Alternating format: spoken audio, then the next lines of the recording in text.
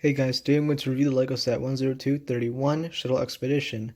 This is the 2011 version, not the 2010 one, so it's a different name.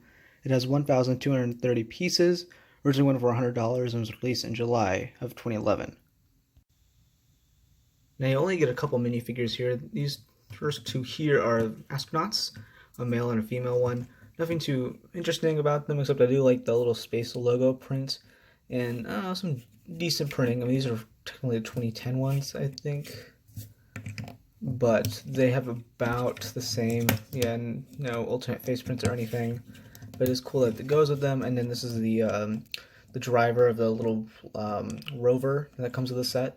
Very common face print, especially around 2010, 2011, but the little body print there is alright, I guess, but it's an interesting kind of blue that they did there. You also get these kind of lights, which is 4 of them, each around 8 pieces, very simple. You kind of just stand them around, you can kind of fold them up however you want. Of course, you get 4 of those. And you get this kind of rover here, which you can see a couple of figures. You can probably post some accessories there. You basically will kind of just fold them on here. You have a little lever for him to control on, driving stick.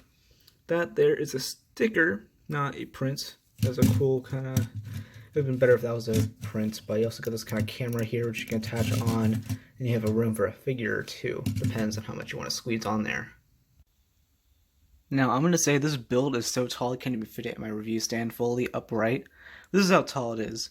It's about a foot long, a little over that, but the main reason is because I have it standing up on this platform, which of course, very simple board build, just kind of uses these pieces here, and of course latches a shuttle kind of attached on here with the 2 side engines that you can detach. And I'll show you all of the full shuttle, but I just wanted to show you what it looked like on the platform. Very nice build.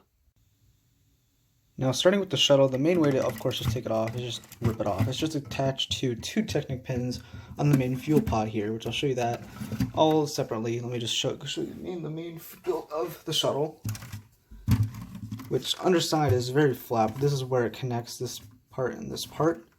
The main way to open up the wheels is you basically just flip this down like that and it just opens.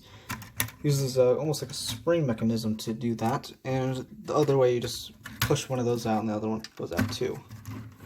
Very sturdy. This kind of hole here, but I don't know if it's a main design of the actual ship itself. But the wings, very simple. Of course, this is a sticker, not a print or anything. Same thing with, I don't think there really is any prints for a lot of the shuttle parts here. This is a sticker. But I do like the fin. I love how they did that. Especially these little pods here, which are mostly from Star Wars. This is what the engines look like. They use these kind of, I'd say a lighter orange, not really a lighter, but like almost like a darker orange actually, to kind of show off the engines. And then of course you can open up the interior here. Very tight fit. We can probably try and squeeze both of them in there, but they do fit. You have to kind of squeeze them because their helmets will fall off if you try and do it. There's a little control pad there, control pad here on the wall for him. I think it's mainly because his arm's in the way, but once you get that done. Now, once they're in there pretty tight. I mean, except this guy, he's kind of wobbling around now, but they're mainly attached to this kind of top part for that one stud. And it's kind of set on their top well. Obviously, minifigures can't see through here, but it kind of adds to the atmosphere. Like, okay, they can't see through that, along with this part here. In the main compartment, you basically just fold this open. It's just some hinge pieces. You can open up this almost crane type piece. This is the satellite. Those mostly stickers here. Of course, that top part kind of comes off easily because it's 3 studs to 2. Of course, you can open up this main part, open up the antennas. You can kind of have it latched onto it like so.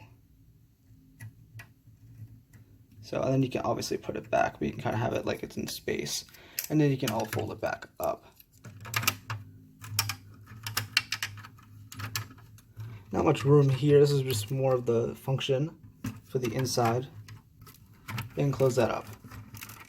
That's the main shuttle. There's some parts that kind of don't hinge correctly. but once you get them in, they look pretty well, I'd say. Now, the fuel tank is definitely what makes up the most mass of the set, not pieces, but just like well, size, mostly. Now, it has this, I don't know what the heck this is. I'm not too familiar with spaceships, but I'm guessing this is related to fuel. And of course, these are the two pins that kind of stick in with the main shuttle. This part can come off almost. Sometimes it's just connected that way, but I do like how that is built almost because it just looks great. And it's a very interesting color to use this almost tan type piece. The only other main part of the set are these two engine pods. I'm just going to show you one of them here. They attach with more pins on these gray parts, same thing on the other side. Of course, this is what the engines look like. And then there, it's all white, one big tube with another big Technic rod in it. Interesting kind of build though. Overall, this set is a favorite of mine. The figures are decent, but the main draw is, of course, the main build of the main shuttle and the engines here. Of course, the platform is okay. It's just kind of an add-on, but yeah, overall great set. Especially a great deal because you get quite a lot of pieces for what you get here. So thank you guys for watching this review, and bye guys.